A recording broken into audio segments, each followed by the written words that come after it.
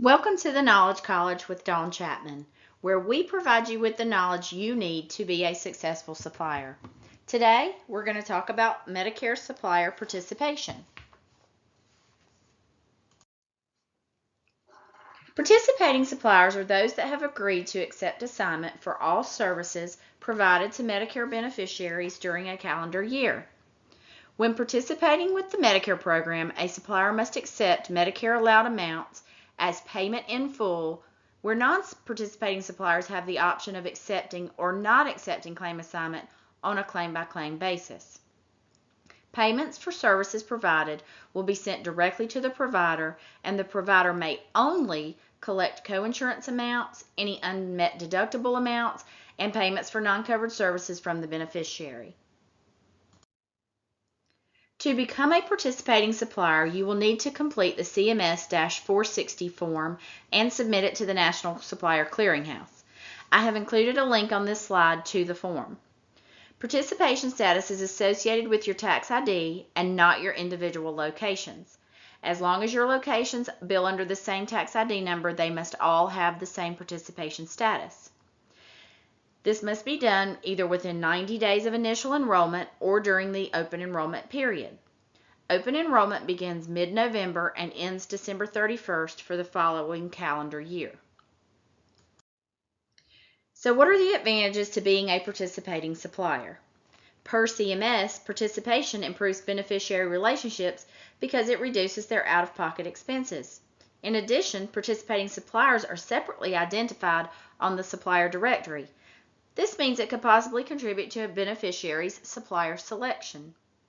Finally, Medicare offers a benefit to participating suppliers to expedite claim processing with certain Medigap plans that do not accept electronic claim crossovers.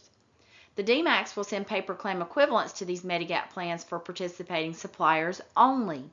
Therefore, non-participating suppliers must file their own paper claims. What if you are currently designated as a participating supplier, but you wish to change that designation? You will need to submit a written request on your company letterhead by December 31st. This will be effective for the following calendar year. The letter will need to include the affected tax ID number and the signature of the authorized or delegated official that is on file with the National Supplier Clearinghouse. If you are a participating supplier and must accept assignment, or you are a non-participating supplier and have chosen to accept assignment, what exactly does that mean? The assignment agreement is between the supplier and the beneficiary. It simply says that the beneficiary is authorizing you to accept payment on their behalf. This is communicated to the DMAC in box 27 of the CMS 1500 form. When an assignment agreement is completed, law requires the supplier to accept Medicare's approved amount as payment in full for the services rendered.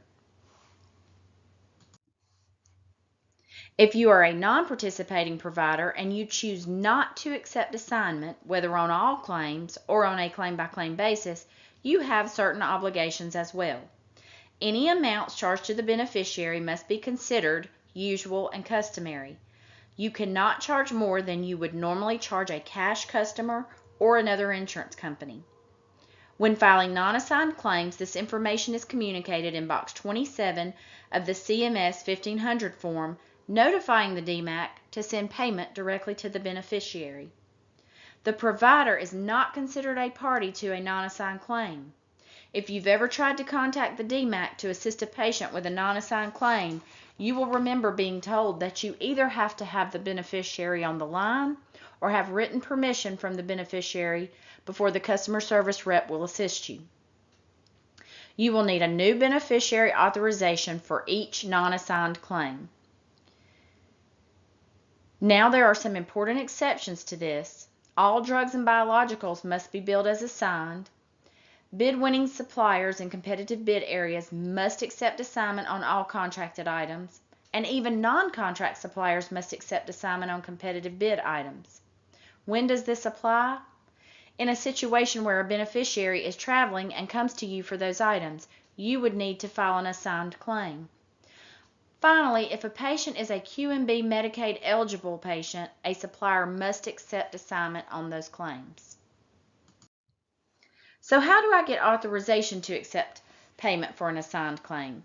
You will have the beneficiary sign an agreement allowing you to accept payment on their behalf. The DMACs recognize a one-time authorization, meaning this authorization covers all future claims for the same item or service.